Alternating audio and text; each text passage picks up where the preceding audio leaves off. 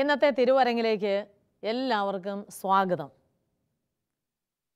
ഇന്ന് നാം തിരുവരങ്ങിലൂടെ പഠിക്കുവാനായിട്ട് പോകുന്നത് സംഖ്യയുടെ പുസ്തകം 12-ാമത്തെ അധ്യായമാണ്. നിങ്ങൾ 12-ാമത്തെ അധ്യായം വായിച്ചിട്ടുണ്ടോ? സംഖ്യയുടെ പുസ്തകം 12-ാം അധ്യായത്തിൽ നല്ല ഒരു സംഭവം, രസകരമായ ഒരു സംഭവം, ദൈവത്തിൻ്റെ പരിപാലന, ദൈവം എത്ര അടുത്താണ് മനുഷ്യരായ നമ്മളോട് ഇടപഴകുന്നത് എന്ന് നമുക്ക് കാണുവാനായിട്ട് സാധിക്കും. ഈ സംഖ്യയുടെ പുസ്തകത്തിൽ 12-ാമത്തെ അധ്യായത്തിൽ പറയുന്നത് മിരിയാം ശിക്ഷിക്കപ്പെടുന്നു എന്നുള്ളതാണ്. മിരിയാം ആരാന്ന് നിങ്ങൾക്കറിയാവോ? ഇല്ല. മിരിയാം എന്ന് പറയുന്നത് അഹ്റോൻ്റെ സഹോദരിയാണ്. അപ്പം അഹ്റോൻ്റെ സഹോദരിയായ മിരിയാം ശിക്ഷിക്കപ്പെടുന്ന സംഭവമാണ് ഇന്ന് നമ്മൾ പഠിക്കാനായിട്ട് പോകുന്നത്. നമ്മൾ പതിവ് പോലെ തിരുവരങ്ങ് തുടങ്ങുമ്പോൾ നമ്മൾ പ്രാർത്ഥിക്കാറില്ലേ? നമുക്കൊന്ന് പ്രാർത്ഥിച്ചിട്ട് തുടങ്ങാം. എല്ലാവരും ഒന്ന് കൈകൾ കൂപ്പി കണ്ണുകൾ അടച്ച്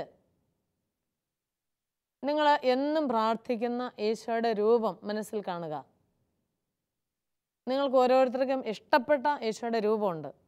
അത് ചിലപ്പോൾ തിരുഹൃദയത്തിൻ്റെ രൂപമാകാം, ചിലപ്പോൾ ബാലനായ ഈശോ ആകാം, മറ്റു ചിലർക്ക് കുഞ്ഞുണ്ണി ഈശോ ആകാം, മറ്റു ചിലർക്ക് കുരിശിൽ കിടക്കുന്ന ഈശോ ആകാം, കുറച്ച് കുട്ടികൾക്ക് ഉത്ഥാനം ചെയ്ത ഈശോ ആകാം. നിങ്ങൾ ഓരോരുത്തരും പ്രാർത്ഥിക്കുമ്പോൾ നിങ്ങളുടെ മുറിയിൽ ഈശോയുടെ രൂപമുണ്ട്, പഠിക്കുന്ന സ്ഥലത്ത് ഈശോയുടെ രൂപമുണ്ട്. ആ രൂപം ഇപ്പോൾ കണ്ണു കടച്ചാൽ നിങ്ങൾക്ക് കാണാനായിട്ട് സാധിക്കും. നമുക്ക് ആ ഈശോയുടെ രൂപം നോക്കി നമ്മുടെ അകക്കണ്ണുകൊണ്ട് ആ രൂപം മനസ്സിൽ ധ്യാനിച്ച് ആ രൂപം കണ്ട് നമുക്ക് പ്രാർത്ഥിക്കാം. നല്ല ദൈവമേ, അങ്ങയുടെ കുഞ്ഞു മക്കളെ അങ്ങയുടെ തിരുഹൃദയത്തിൽ സമർപ്പിച്ച് പ്രാർത്ഥിക്കുന്നു. ദൈവമേ, ബൈബിള് പ്രത്യേകിച്ച് പഴയ നിയമം പഠിക്കുവാനായിട്ട് ആഗ്രഹിച്ച് അങ്ങയുടെ സന്നിധാനത്തിലേക്ക് കടന്നു വരിക്കുന്ന ഈ കുഞ്ഞുങ്ങൾക്ക് കൂടുതൽ കൂടുതൽ കൃപകൾ നൽകി, പരിശുദ്ധാത്മാവിൻ്റെ വരദാനങ്ങൾ നൽകി, വചനം പഠിക്കുവാനും വ്യാഖ്യാനിക്കുവാനും അതിൻ്റെ അർത്ഥം ഗ്രഹിക്കുവാനും അങ്ങനെ അനേകർക്ക് തങ്ങൾ പഠിച്ച തിരുവചനങ്ങൾ പകർന്നു നൽകുവാനും അങ്ങനെ ദൈവത്തിൻ്റെ കൃപ ധാരാളമായിട്ട് ലഭിക്കുവാനും അങ്ങനെ നല്ല മക്കളായി പഠിച്ച് അങ്ങയുടെ സുവിശേഷം ലോകം മുഴുവനും പ്രഘോഷിക്കുന്ന മക്കളായി ഈ മക്കളെ അങ്ങ് മാറ്റണമേ. അതിനായിട്ട് ഇവരെ തിരഞ്ഞെടുക്കണമേ. അപ്പസ്തലന്മാരെ തിരഞ്ഞെടുത്ത ഈശോയെ തിരുവരങ്ങിലൂടെ ഈ കുഞ്ഞുങ്ങളെയും അങ്ങയുടെ ശിഷ്യഗണത്തിലേക്ക് ചേർത്ത് വയ്ക്കണമേ. പരിശുദ്ധ അമ്മേ മാതാവേ, ഈ തിരുവരങ്ങ് ഇന്ന് പഠിക്കുമ്പോൾ വചനം ഗ്രഹിക്കുവാനും വചന ഹൃദയത്തിൽ സൂക്ഷിക്കുവാനും അനേകർക്ക് പകർന്നു കൊടുക്കുവാനും ആവശ്യമായ കൃപകളെല്ലാം അങ്ങയുടെ തിരുക്കുമാരനോട് വാങ്ങി ഞങ്ങൾക്ക് ഓരോരുത്തർക്കും നൽകണമേ. സ്വർഗത്തിലെ എല്ലാ വിശുദ്ധരെ ഞങ്ങൾക്ക് കൂട്ടായിരിക്കണമേ. ഞങ്ങൾക്ക് വേണ്ടി യേശുവോട് പ്രാർത്ഥിക്കണമേ. നിത്യം പിതാവും പുത്രനും പരിശുദ്ധാത്മാവുമായ സർവേശ്വരാം.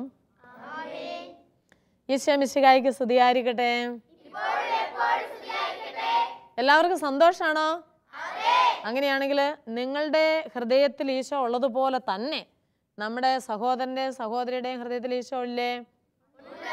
ഈശോ അവരുടെ ഹൃദയത്തിലുണ്ടെങ്കിൽ നമുക്ക് അവരെക്കുറിച്ച് തിന്മ വിചാരിക്കാൻ പറ്റുമോ? അവരുടെ കുറ്റം പറയാൻ പറ്റുമോ? അവരോട് ബഹുമാനം ഇല്ലാതെ സംസാരിക്കാൻ പറ്റുമോ? അവരുടെ മുഖത്ത് നോക്കി കണ്ണിൽ നോക്കി ഈശോ മിശിഹ അവരുടെ ഉള്ളിൽ വസിക്കുന്ന ഈശോയ്ക്ക് ഒന്ന് സ്തുതിയല്ലിക്കേ. എല്ലാവരും പരസ്പരം ഒന്ന് സ്തുതിയല്ലിക്കേ. ഈ വശത്തിരിക്കുന്ന ആളുകളോടും ഒന്ന് സ്തുതിയല്ലിക്കേ. കൂട്ടുകാർക്ക് അപ്പോൾ നോക്കിയേ, നിങ്ങൾ പരസ്പരം സ്തുതിയല്ലേ ഇപ്പം തന്നെ ഒരു സന്തോഷം അല്ലേ? അപ്പോൾ നമുക്കൊരു ബോധ്യമാണ്, നമ്മൾ സ്തുതിയല്ലിയത് ആ വ്യക്തിക്കല്ല, അവരുടെ ഉള്ളിൽ വസിക്കുന്ന ഈശോയ്ക്ക് സ്തുതിയല്ലിയത്. ഇങ്ങനെ നമ്മൾ സ്തുതിയല്ലി വളർന്നു വരുവാണെങ്കിൽ ദൈവത്തിൻ്റെ കൃപ നമുക്ക് കിട്ടും. കാരണം ഈശോ മിശിഹായ്ക്ക് സ്തുതിയായിരിക്കട്ടെ എന്ന് പറയുമ്പോൾ ഈശോ ആരെ അനുഗ്രഹിക്കും? ആ പറയുന്ന ആളെ അനുഗ്രഹിക്കും അല്ലേ? ഇന്ന് നമ്മൾ തിരുവചനത്തിലൂടെ പഠിക്കുവാനായിട്ട് പോകുന്നത് സംഖ്യയുടെ പുസ്തകം, ഉൽപ്പത്തി, പുറപ്പാട്, സംഖ്യ. അപ്പൊ എത്രാമത്തെ പുസ്തകമാണ് ബൈബിളില്? സംഖ്യ. 4-ാമത്തെ പുസ്തകം അല്ലേ? നമ്മൾ പഞ്ചഗ്രന്ഥിയൊക്കെ നമ്മൾ നേരത്തെ പഠിച്ചിട്ടുണ്ട്. ആദ്യത്തെ 5 പുസ്തകം. അതിൽ എത്രാമത്തെ പുസ്തകമാണ്? എല്ലാവരും ആ പുസ്തകത്തിന്റെ പേരുകളൊന്ന് പറഞ്ഞേ. ഉൽപ്പത്തി,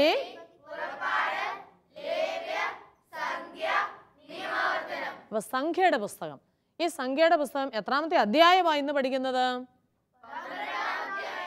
ഈ 12ാമത്തെ അധ്യായത്തിൽ ഇവർ യാത്ര ചെയ്ത് അങ്ങ് ഫറവോയുടെ അടിമത്തത്തിൽ നിന്നും യാത്ര ചെയ്ത് മരുഭൂമിയിലൂടെ പല പല സ്ഥലങ്ങൾ കടന്ന് അവർ ഹസേറോത്ത് എന്ന് പറയുന്ന സ്ഥലത്ത് എത്തിച്ചേർന്നു. ഇന്ന് നമ്മളെല്ലാവരും ഇപ്പം നിൽക്കുന്നത്, ബൈബിൾ പഠിക്കുന്ന മക്കളെല്ലാവരും നിൽക്കുന്നത് ഏത് സ്ഥലത്താണ്? നമ്മളെല്ലാവരും ആയിരിക്കുന്നത് ഹസേറോത്ത് എന്ന് പറഞ്ഞ സ്ഥലത്താണ്. ഈ ഹസേറത്തിൽ എത്തിച്ചേർന്ന് കഴിഞ്ഞപ്പോൾ അവർ യാത്ര ചെയ്യുന്നത് എങ്ങനെയാണെന്ന് വെച്ചാൽ, ഈ സമാഗമ കൂടാരത്തിൻ്റെ മുകളിൽ മേഘം, ദൈവത്തിൻ്റെ സാന്നിധ്യം മേഘമായിട്ട് വരും.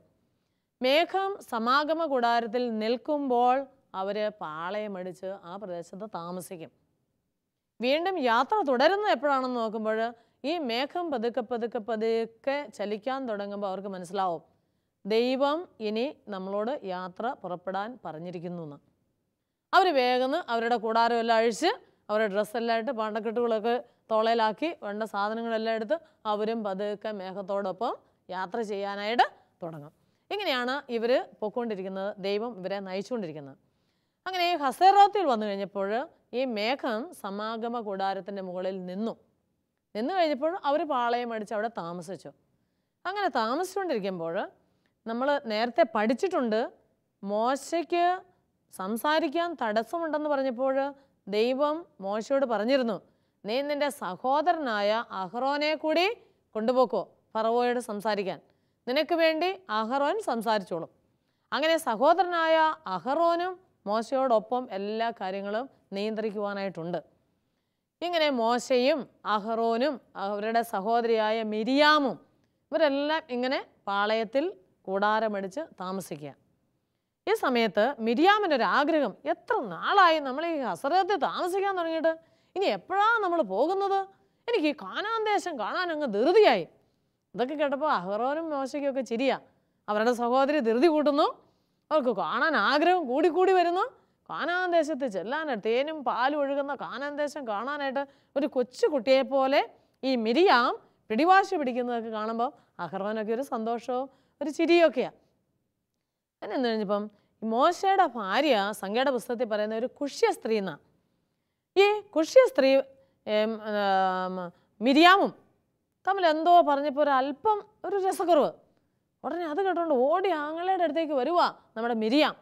എന്നിട്ട് പറയാം, അഹ്റോനെ എന്താ നല്ല ദേഷ്യത്തിലാണല്ലോ മിരിയാം. ഓ ഞാൻ മടുത്തു.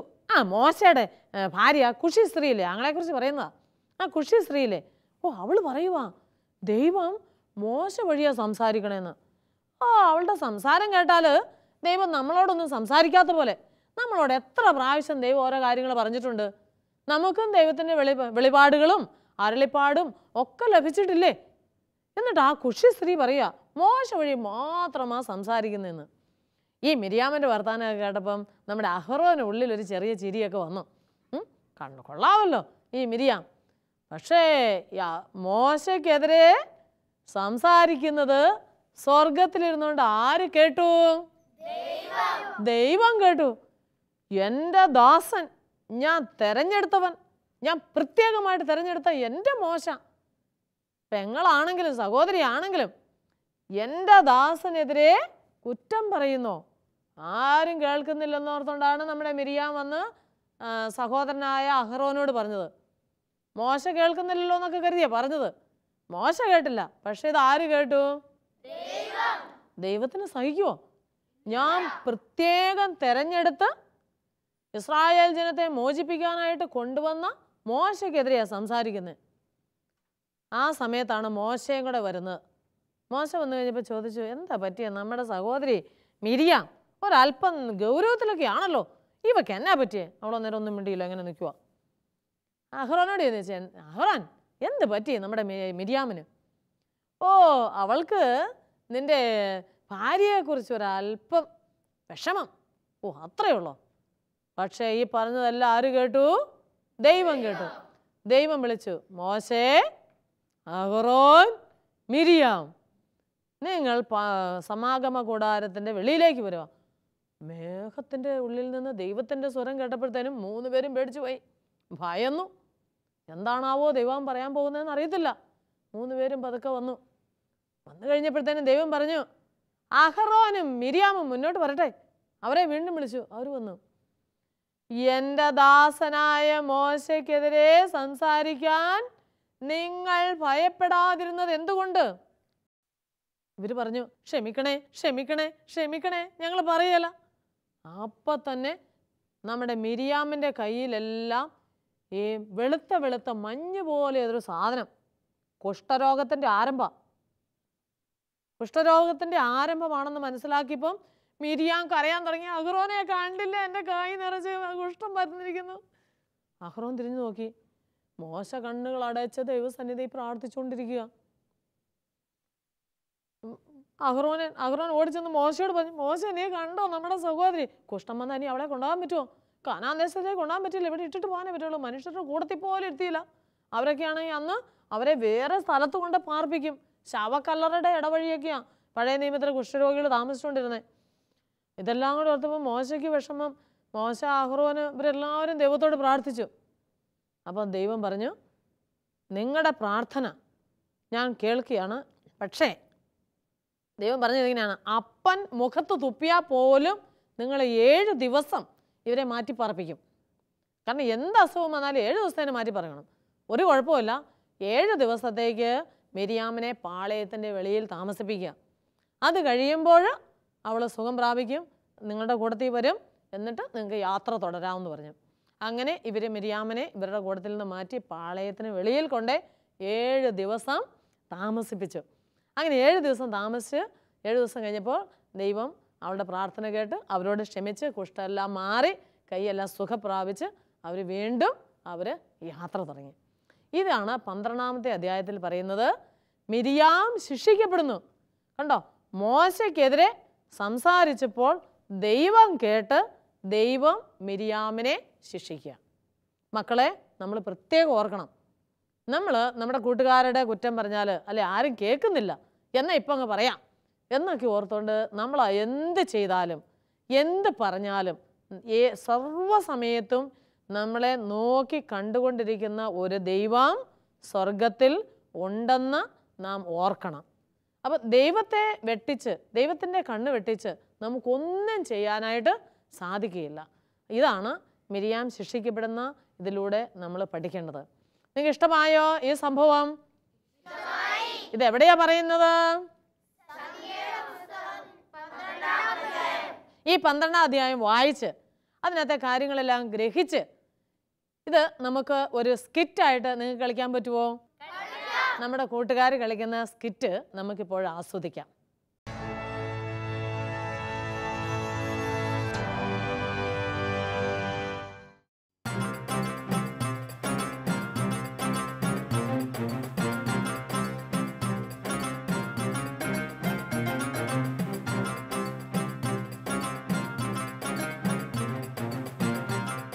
സഹോദരാ, അഹറോൻ, കൂടാരത്തിൽ നിന്നെ കാണാത്തതിനാൽ ഞാൻ അന്വേഷിച്ചു വന്നതാണ്. നീ എന്താ ഇവിടെ ഒറ്റയ്ക്കിരിക്കുന്നത്? പ്രിയ സഹോദരി മിരിയാം, ദൈവമായ കർത്താവ് നമ്മെ വഴി നടത്തുന്നതും പരിപാലിക്കുന്നതും എല്ലാം ഞാൻ ചിന്തിക്കുകയായിരുന്നു. ഫറവോയുടെ അടിമത്തത്തിൽ നിന്നും അവിടുന്ന് നമ്മെ അത്ഭുതകരമായി രക്ഷിച്ച് ഈ മരുഭൂമിയിലൂടെ വഴി നടത്തിയപ്പോൾ പകൽ മേഘസ്തംഭമായും രാത്രിയിൽ അഗ്നിസ്തംഭമായും അവിടുന്ന് കൂടെ ഉണ്ടായിരുന്നില്ലേ? അതേ മിരിയാം, അവിടുത്തെ കാരുണ്യം എത്ര വലുതാണ്. ചെങ്കടലിൽ അവിടുന്ന് നമുക്ക് വേണ്ടി പാതി ഒരുക്കിയില്ലേ? ആകാശത്തിൽ നിന്ന് നമുക്ക് വേണ്ടി മന്ന വർഷിച്ചില്ലേ? അവിടുത്തെ പരിപാലന അതിശയകരം തന്നെ. കഴിഞ്ഞ ദിവസം കടലിൽ നിന്ന് വന്ന ആ കാറ്റത്ത് എന്തുമാത്രം കാടപ്പക്ഷികളെയാണ് അവിടുന്ന് നമുക്ക് ഭക്ഷിക്കുവാൻ തന്നത്. ഭക്ഷിക്കുക മാത്രമോ, ബാക്കി വന്നത് ഈ പാളയത്തിന് ചുറ്റും ഉണങ്ങാനിട്ടിരിക്കുന്നു. അതെ, ഞാനും കണ്ടു. ദൈവമായ കർത്താവ് നമുക്ക് നൽകാൻ പോകുന്ന ആ കാനാൻ ദേശം കാണുവാൻ എനിക്ക് ധൃതിയായി. തേനും പാലും ഒഴുകുന്ന ആ കാനാൻ ദേശം. സഹോദരി, നീ തിടുക്കം കൂട്ടാതിരിക്കൂ. കർത്താവിന്റെ സമയത്തിനായി ക്ഷമയോടെ കാത്തിരിക്കൂ. അവിടുന്ന് വാഗ്ദാനങ്ങളിൽ വിശ്വസ്തനാണ്. അവിടുന്ന് വാഗ്ദാനം ചെയ്ത കാനാൻ ദേശം നമുക്ക് നൽകുക തന്നെ ചെയ്യും. നാം ഇനിയും എന്നാണാവോ ഇവിടെ നിന്നും യാത്ര പുറപ്പെടുക? ഈ ഹസറോത്തിൽ താമസിക്കാൻ തുടങ്ങിയിട്ട് എത്ര നാളായി? ഉണങ്ങാനിട്ടിരിക്കുന്ന കാടപ്പക്ഷിയുടെ ഇറച്ചി കൂടി തീർന്നാൽ നാം എന്തു ചെയ്യും? സഹോദരി, നീ എന്തിനാകുലപ്പെടുന്നു? നമുക്ക് വേണ്ടുന്നതെല്ലാം ദൈവമായ കർത്താവ് നമുക്ക് നൽകുന്നുണ്ടല്ലോ. മന്നായും കാടപക്ഷിയും എല്ലാം ദൈവമായ കർത്താവല്ലേ നമുക്ക് നൽകിയത്. സാക്ഷ്യ കൂടാരത്തിന് മുകളിൽ മേഘം നിൽക്കുമ്പോൾ നാം യാത്ര നിർത്തി പാളയം അടിച്ച് താമസിക്കുന്നു. മേഘം കൂടാരത്തിൽ നിന്നുയരുമ്പോൾ നാം യാത്ര തുടങ്ങുന്നു. കർത്താവിന്റെ കൽപ്പന അനുസരിച്ചല്ലേ നാം യാത്ര തുടങ്ങുന്നതും പാളയം അടിക്കുന്നതും. അവിടുന്ന് മോശ വഴി പുറപ്പെടേണ്ട സമയം നമ്മെ അറിയിക്കുക തന്നെ ചെയ്യും. ഓ, അഹറോൻ, അതെന്താ കർത്താവ് മോശ വഴി മാത്രമാണോ ജനത്തോട് സംസാരിക്കുന്നത്? അവിടുന്ന് നമ്മിലൂടെയും ജനത്തോട് സംസാരിച്ചിട്ടില്ലേ? എന്താ മരിയാം നീ ഇപ്പോൾ ഇങ്ങനെ പറയുന്നത്? മോശയുടെ ഭാര്യ ആ കുഷ്യ ഇല്ലേ, അവൾ പറയുന്നു കർത്താവ് മോശ വഴി മാത്രമാണ് സംസാരിക്കുന്നതെന്ന്. അവളുടെ വർത്തമാനം കേട്ടാത്തോന്നും മോശ മാത്രമേ കർത്താവിന് പ്രിയപ്പെട്ടവനായിട്ടുള്ളൂ എന്ന്. ആട്ടെ മരിയാം, നമ്മുടെ സഹോദരൻ മോശ എവിടെ? കൂടാരത്തിലുണ്ടോ? അവന്റെ ഭാര്യ ആ കുഷ്യ ഇല്ലേ, അവിടെ കാണും. എനിക്ക് അവളെ തീരെ പിടിക്കുന്നില്ല. അവൾ പറയുന്നതെല്ലാം മോശയ്ക്ക് പ്രമാണമാണ്. ആ, അതാ മോശം വന്നല്ലോ.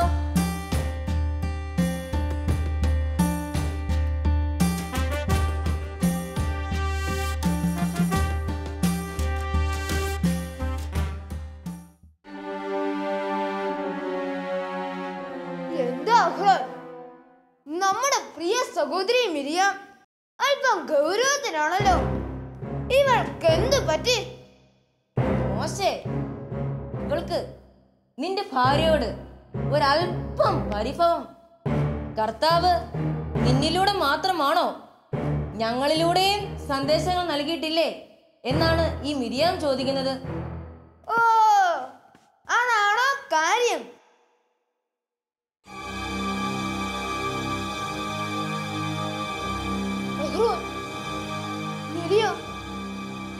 അതോ മേഘസ്തംഭം. കർത്താവിന്റെ സാന്നിധ്യമാണല്ലോ അനുഭവപ്പെടുന്നത്. അതെ, അതവിടുത്തെ സാന്നിധ്യം തന്നെ. മോശ, അഹറോൻ, മിരിയ,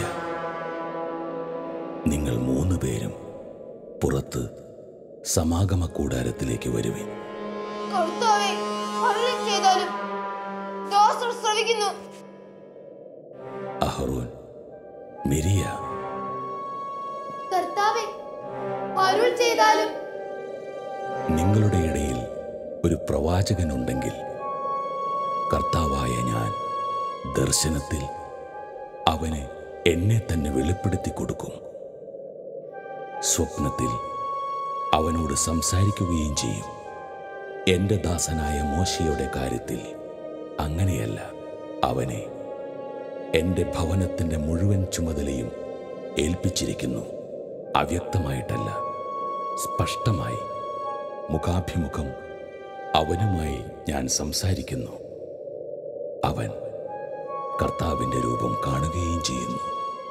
അങ്ങനെയിരിക്കെ എൻ്റെ ദാസനായ മോശയ്ക്കെതിരായി സംസാരിക്കുവാൻ നിങ്ങൾ ഭയപ്പെടാതിരുന്നതെന്ത്?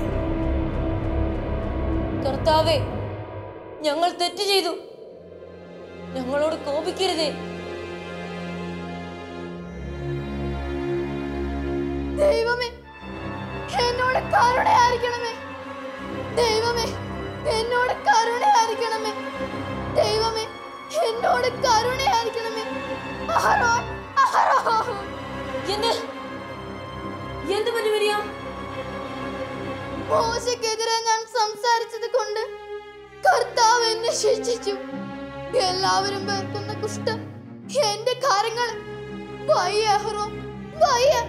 എനിക്കിനി വയ്യ. ഞാൻ ഇനി എന്തെല്ലാം ജീവിക്കും? പറയൂ അഹറോൻ, പറയൂ. കർത്താവ് എന്നെ കൈവിട്ടോ. മോശേ, മോശേ, നീ ഇത് കാണുന്നില്ലേ? നമ്മുടെ സഹോദരി മിരിയാം, കർത്താവ് അവളെ ശിക്ഷിച്ചിരിക്കുന്നു. മോശേ, ഞങ്ങൾക്ക് വേണ്ടി നീ ദൈവത്തോട് പ്രാർത്ഥിക്കണമേ. ഞങ്ങൾ ബുദ്ധിഹീനമായിട്ടാണ് പ്രവർത്തിച്ചത്. അരുതാത്തത് പറഞ്ഞു. ആ പാപം ഞങ്ങളുടെ മേൽ ചുമത്തരുതേ. വ്രണത്താൽ അഴുകുന്ന ശരീരം പോലെ ആവരുതേ ഇവളുടെ ശരീരം. കർത്താവേ, എന്റെ ദൈവമേ, ഞാൻ കേണപേക്ഷിക്കുന്നു. എന്റെ ദൈവമേ, അവളെ സുഖപ്പെടുത്തണമേ. അവളുടെ തെറ്റുകൾ ക്ഷമിച്ച് മാപ്പ് നൽകണമേ. തന്റെ അപ്പൻ മുഖത്തു തുപ്പിയാലും അവൾ 7 ദിവസം ലജ്ജിച്ചിരിക്കുകയില്ലേ? 7 ദിവസം അവളെ പാളയത്തിന് പുറത്ത് പാർപ്പിക്കുക, അതിനുശേഷം അകത്ത് കൊണ്ടുവരാം. അഹ്റോൻ, കർത്താവ് നമ്മോട് വലിയ കരുണ കാണിച്ചിരിക്കുന്നു. അവിടുന്ന് തന്റെ കോപം പിൻവലിച്ചിരിക്കുന്നു. അഹ്റോൻ, 7 ദിവസത്തേക്ക് മിരിയാമിനെ പാളയത്തിന് പുറത്ത് താമസിപ്പിക്കുക. 7 ദിവസം കഴിയുമ്പോൾ അവളെ അകത്ത് പ്രവേശിപ്പിക്കാം. അതിനുശേഷം നമുക്ക് വീണ്ടും യാത്ര പുറപ്പെടാം. അവൾ സുഖപ്പെട്ടതിന് ശേഷം നാം ഈ ഹസേറോത്തിൽ നിന്ന് യാത്ര പുറപ്പെട്ട് പാരാൻ മരുഭൂമിയിൽ പാളയം അടിക്കും. ദൈവമായ കർത്താവേ, അങ്ങേക്ക് നന്ദി. അങ്ങയുടെ നാമം മഹത്വമുള്ളതാകട്ടെ.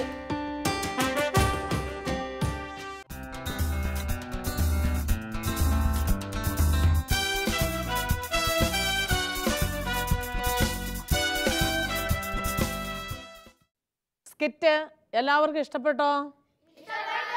നമ്മുടെ സഹോദരങ്ങളായ മോശയും അഹ്റോനും മിരിയാമും ഒക്കെ നന്നായിട്ട് കളിച്ചല്ലേ? ഇങ്ങനെ കളിക്കുമ്പോൾ തന്നെ ഒരു സുവിശേഷ പ്രഘോഷണം. അപ്പോൾ ഇതിൻ്റെ വചനം ഇന്ന് നമ്മൾ കാണാതെ പഠിക്കുന്ന വചനം 12-ാം അധ്യായം 8-ാമത്തെ തിരുവചനം. ഞാൻ ടീച്ചർ ഒന്ന് പറഞ്ഞു തരാം, നിങ്ങൾക്കത് ഉറക്കെ പറയാവോ? ആ വചനം നമുക്കിന്ന് കാണാതെ പഠിക്കണം. എൻ്റെ ദാസനായ മോശയ്ക്കെതിരെ സംസാരിക്കാൻ നിങ്ങൾ ഭയപ്പെടാതിരുന്നത് എന്തുകൊണ്ട്? ഉണ്ടോ ദൈവം ചോദിച്ചു കേട്ടോ. എൻ്റെ ദാസനായ മോശയ്ക്കെതിരെ, നിങ്ങൾ സഹോദരങ്ങളാണേ പോലും എൻ്റെ ദാസനായ മോശയ്ക്കെതിരെ സംസാരിക്കാൻ നിങ്ങൾ എന്തുകൊണ്ട് ഭയപ്പെട്ടില്ല? മോശയുടെ കൂടെ ഞാനുണ്ട്. ദൈവം പറയുന്നത് ഇതുപോലെയാ. നമ്മുടെ ഇടതും വലതും നമ്മുടെ വീട്ടിലും അയൽവക്കത്തും ഒക്കെ താമസിക്കുന്ന ദൈവത്തിൻ്റെ പ്രത്യേകം തിരഞ്ഞെടുത്ത സഹോദരങ്ങളാ. അവർക്കെതിരെ സംസാരിക്കുന്നത് ആർക്കിഷ്ടമില്ല? അപ്പം മറ്റുള്ളവരുടെ കുറ്റം പറയാൻ നമുക്ക് അവകാശമുണ്ടോ? നമ്മൾ ഇന്നത്തെ ഒരു കൃപയായിട്ട് നമുക്ക് ദൈവത്തോട് ചോദിക്കേണ്ടത്, ദൈവമേ, അങ്ങ് പ്രത്യേകം തിരഞ്ഞെടുത്ത് ഉയർത്തിയ വൈദികരില്ലേ, നമ്മുടെ ഇടവക വൈദികരില്ലേ, നമ്മുടെ ബന്ധത്തിൽ നാട്ടിൽ സ്വന്തക്കാരതൊക്കെ ധാരാളം അച്ഛന്മാർ, സമർപ്പിതർ, സുവിശേഷ പ്രഘോഷകർ, പ്രേക്ഷിതരെല്ലാം ഉണ്ട്. അവരെയൊക്കെ നമ്മൾ സ്നേഹിക്കുകയും അവർ ചെയ്യുന്ന വലിയ പ്രവർത്തനങ്ങൾക്ക് നമുക്ക് മറ്റൊന്നും ചെയ്യാൻ പറ്റിയില്ലേ, അവർക്ക് വേണ്ടി പ്രാർത്ഥിക്കാൻ പറ്റുകയല്ലേ? അവർക്ക് വേണ്ടി പ്രാർത്ഥിക്കാനും നിങ്ങൾ വട്ടായച്ചൻ്റെയൊക്കെ ധ്യാനം കേട്ടിട്ടുണ്ടോ? അപ്പം നമുക്ക് അത് കേൾക്കാനോ അല്ലെ കൂടാനോ ഒന്നും പറ്റിയില്ലെങ്കിൽ പോലും അവർക്ക് വേണ്ടി നമുക്ക് പ്രാർത്ഥിക്കത്തില്ലേ? എന്നിട്ട് വലുതായി കഴിയുമ്പോൾ അതുപോലെ സുവിശേഷം പ്രഘോഷിക്കത്തില്ലേ? ഇന്ന് നമുക്ക് അതിനുവേണ്ടി നമുക്ക് പ്രാർത്ഥിക്കാം. ദൈവത്തിൻ്റെ കൃപ നമുക്ക് കിട്ടണം. എൻ്റെ ദാസനായ മോശയ്ക്കെതിരെ സംസാരിക്കാൻ നിങ്ങൾ ഭയപ്പെടാതിരുന്നത് എന്തുകൊണ്ട്? ഒരു കാര്യം നമ്മൾ മനസ്സിലാക്കണം, നമ്മൾ എന്ത് പറഞ്ഞാലും അത് മുഴുവനും ആര് കേൾക്കുന്നുണ്ട്? ദൈവം എല്ലാം കേട്ടുകൊണ്ടായിരിക്കുന്നത്. അപ്പം ദൈവം കേൾക്കുന്ന കാര്യം മാത്രമേ നമുക്ക് സംസാരിക്കാവുള്ളൂ. ദൈവത്തിന് ഇഷ്ടപ്പെട്ട കാര്യമേ മാത്രമേ സംസാരിക്കൂ. അപ്പം അധ്യാപകർ എന്തെങ്കിലും കാര്യം ചോദിച്ചാൽ നുണ പറയാൻ പറ്റുമോ? ഹോംവർക്ക് ചെയ്തോ എന്ന് ചോദിച്ചാൽ ചെയ്യാതിരുന്നിട്ട് ചെയ്തു എന്ന് പറയാൻ പറ്റുമോ? മറ്റെന്തെങ്കിലും സാധനങ്ങളൊക്കെ ആരെങ്കിലും എടുക്കുന്നതോ എന്തെങ്കിലുമൊക്കെ നമ്മൾ കണ്ടു, നമ്മളോട് നമ്മുടെ മാതാപിതാക്കന്മാരെ അധ്യാപകരെ ചോദിക്കുക, ഞാനൊന്നും കണ്ടില്ല എന്ന് നുണ പറയാൻ പറ്റുമോ? അപ്പോൾ അത് ആര് കാണും? ഓർത്തോണം മിരിയാമിന് പറ്റിയ അബദ്ധം. മിരിയാം ശിക്ഷിക്കപ്പെട്ട ആ സംഭവവും വീണ്ടും പശ്ചാത്തപിച്ചപ്പോൾ ദൈവം ക്ഷമിച്ചതും. ഇനി എന്തെങ്കിലുമൊക്കെ തെറ്റുകുറ്റങ്ങൾ വന്നു പോയെങ്കിൽ, നമ്മളൊക്കെ മനുഷ്യരാ, എന്തെങ്കിലും സംഭവിച്ചു പോയെങ്കിൽ എന്ത് ചെയ്യണം? അഹറോനും മോശയൊക്കെ ദൈവത്തോട് വിളിച്ച് അപേക്ഷിച്ചില്ലേ? ദൈവമേ തെറ്റിപ്പോയി, ക്ഷമിക്കണേ, ദൈവമേ തെറ്റിപ്പോയി. പശ്ചാത്തപിച്ചാൽ നമ്മളെ അനുഗ്രഹിക്കുന്ന ദൈവമാണ് നമ്മുടെ ദൈവം. അതുകൂടി ഓർത്തോണം. എന്തെങ്കിലും തെറ്റ് വന്നു പോയെങ്കിൽ ഉടനെ നിരാശപ്പെടണ്ട. ദൈവത്തോട് എന്ന് പറയാ, അപ്പച്ചാ തെറ്റിപ്പോയി, സ്വർഗീയ അപ്പച്ചാ തെറ്റിപ്പോയി, ക്ഷമിക്കണം, ഇനി ഞാൻ ചെയ്യല. അങ്ങനെ പറഞ്ഞ് അനുഗ്രഹം മേടിച്ചെടുക്കാനായിട്ട് നമുക്ക് സാധിക്കണം. അതുകൊണ്ട് എൻ്റെ അഭിഷിക്തരെ തൊട്ടുപോകരുത് എന്ന കാര്യം നമ്മൾ ഓർത്തോണം. ദൈവം നമ്മളോട് പറയുന്നുണ്ട്. ആരുടെയും കുറ്റം പറയാതെ നന്നായിട്ട് ജീവിക്കാനായിട്ട് നമുക്ക് സാധിക്കണം. നമുക്കൊന്ന് പ്രാർത്ഥിക്കാം. എല്ലാവരും ഒന്ന് കൈകൾ കൂപ്പി കണ്ണുകൾ അടച്ച് ഒന്ന് പ്രാർത്ഥിക്കാം. ടീച്ചർ ചൊല്ലിത്തരുന്ന പ്രാർത്ഥന നിങ്ങൾ ഏറ്റുചൊല്ലുക. എൻ്റെ ഈശോയെ, എൻ്റെ നല്ല ഈശോയെ, അങ്ങയെ ഞാൻ സ്നേഹിക്കുന്നു, അങ്ങയെ ഞാൻ ആരാധിക്കുന്നു, അങ്ങയെ ഞാൻ മഹത്വപ്പെടുത്തുന്നു. എൻ്റെ ഈശോയെ, ഞങ്ങളുടെ സഹോദരങ്ങളിൽ അങ്ങയെ കണ്ട് അവരെ സ്നേഹിക്കുവാനും അവരെക്കുറിച്ച് നല്ലത് പറയുവാനും എന്നെ അനുഗ്രഹിക്കണമേ. ഈശോയെ, അങ്ങയുടെ വചനം പഠിക്കുവാനും അതനുസരിച്ച് ജീവിക്കുവാനും അങ്ങ് തിരഞ്ഞെടുത്ത അങ്ങയുടെ വൈദികരെയും അങ്ങയുടെ സന്യസ്തരെയും അങ്ങയുടെ പ്രേക്ഷിതരെയും ബഹുമാനിക്കുവാനും അവർക്ക് വേണ്ടി പ്രാർത്ഥിക്കുവാനും ആവശ്യമായ എല്ലാ കൃപകളും തന്ന് അനുഗ്രഹിക്കണമേ. ഈശോയെ നന്ദി, ഈശോയെ സ്തുതി, ഈശോയെ ആരാധന. എല്ലാവരും പരസ്പരം ഒന്ന് സ്തുതിയല്ലിക്കേ. ഇടതും വലതും ഇരിക്കുന്ന ആളിന് സ്തുതിയല്ലിക്കേ. നമുക്ക് വീട്ടിലേക്ക് പോകാം അല്ലേ? ഇന്ന് വീട്ടിൽ പോകുമ്പം 12-ാമത്തെ അധ്യായം വായിക്കണം കേട്ടോ. വീട്ടിലെ പപ്പായെയും മമ്മിയും ഒക്കെ വായിച്ച് കേൾപ്പിക്കണം. ഓക്കെ, നമുക്ക് വീട്ടിലേക്ക് പോകാം.